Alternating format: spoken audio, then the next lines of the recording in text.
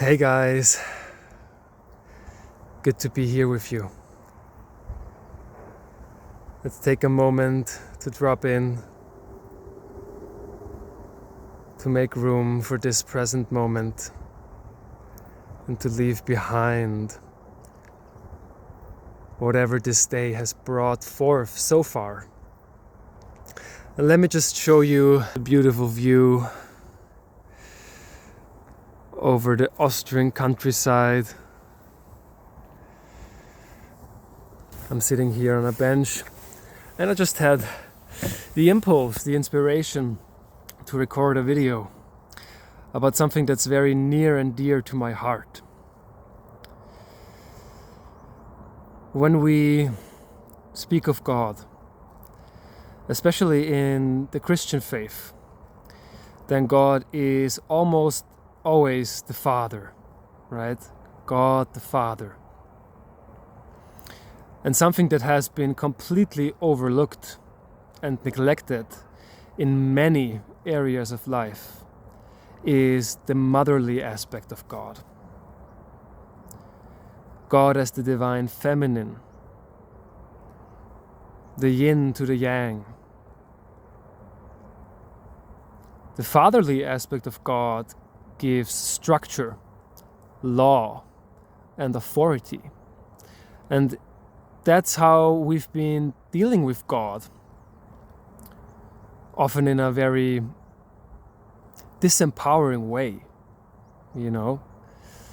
And it, of course, is a product of the patriarchal system that has developed, where you have to conform to an external power.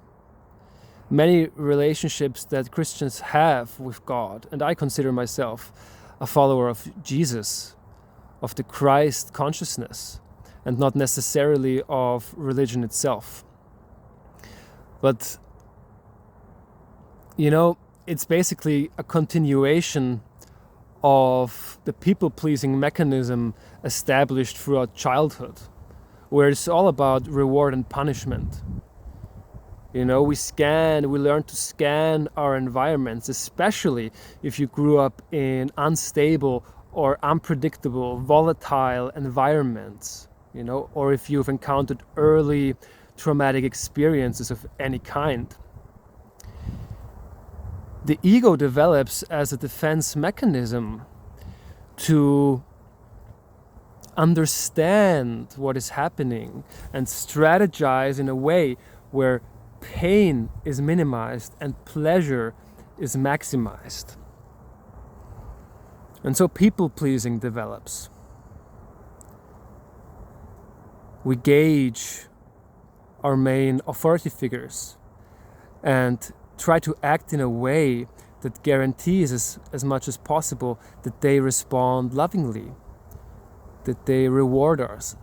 And, you know, humans, we aren't perfect. Few humans have mastered the art or the truth of unconditional love, Jesus being one of them. And so we were loved conditionally. We were loved conditionally. And I liken the conditional form of love to the Father, the structural aspect of God. Because the Father knows, a good Father knows that there's more potential in you. And so he challenges you in a healthy way and wants to encourage you to develop your capacities, gifts, talents, and potentials. You know? But if only that aspect is present, you know, and not the motherly loving aspect, which is unconditional love. You are good as you are. You don't have to change.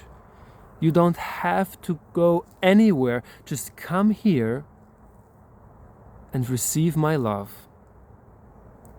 That is what God, as the great mother, is saying and extending to us all the time. Stop running. You don't have to change. You don't have to improve. You are perfect, beautiful, and loved exactly as you are. And how many of us have truly received that on a consistent basis? Right. And the fatherly love is, I'd say, more common or more familiar to us. It's like, if you do this, if you do that, you will discover more of who you are. It's like saying, there's more in you. You can be better. Don't think small of yourself. See what you're capable of. Break barriers, break boundaries.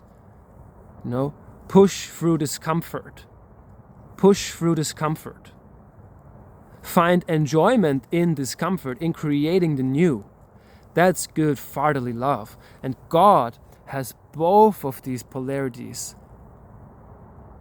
and extends both of them to us. And if you look at Jesus called God the Father. That's true. But he exemplified motherly love in so many ways. A love that looks into the eyes of another human being and just sees the beauty in them and sees the divine in them, no matter how deeply they might have forgotten that. Restoring the esteem of a being, because every being is inherently worthy and esteemed, honorable, as a creation of the Most High God. And from that basis, challenging ourselves, pushing ourselves, isn't so much an effort to earn something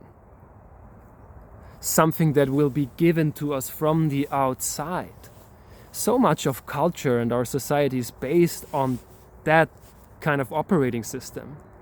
I have to earn, I have to prove, and I have other people approve to me, give me their approval that I am who I want to be. As long as other people don't approve of it, I can't be myself. I can't be who I want to be. And you only want to be who you truly are. You can believe me, Dad. You don't want to be anything you imagine. You just want to be your true self, because that's where the wholeness is. That's where the happiness is. That's where all the good things in life come from. And that is God, being one with God, connected with the universe, connected with life itself. God is life.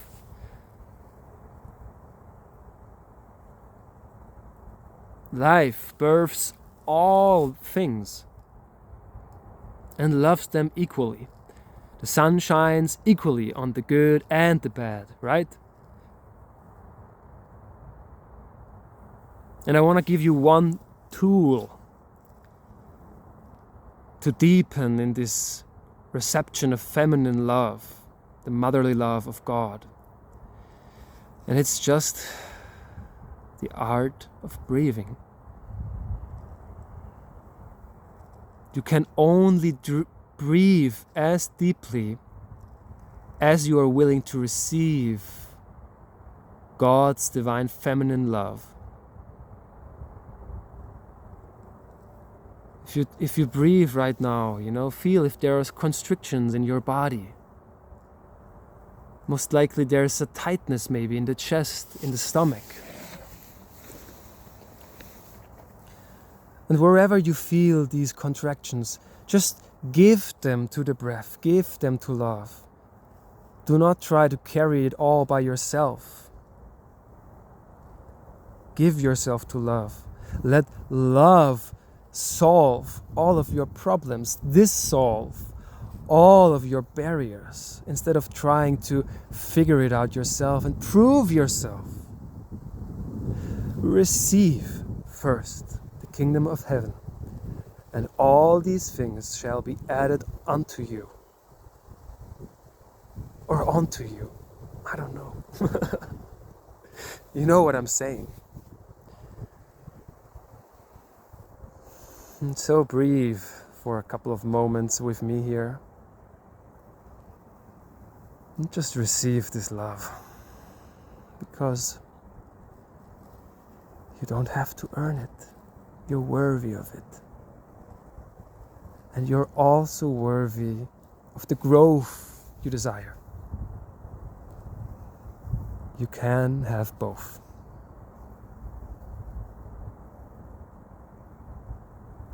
I love you. Have a wonderful day. Until the next one.